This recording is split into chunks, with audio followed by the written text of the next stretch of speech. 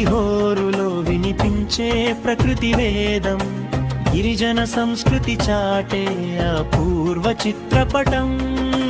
హిమశిఖరాల అంచున విరిసిన ఉషోదయం అరుణాచల ప్రదేశం.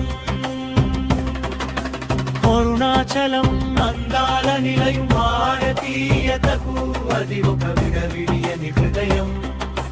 హిమశిఖరాల అంచున విరిసిన ఉషోదయం అరుణాచల ప్రదేశం.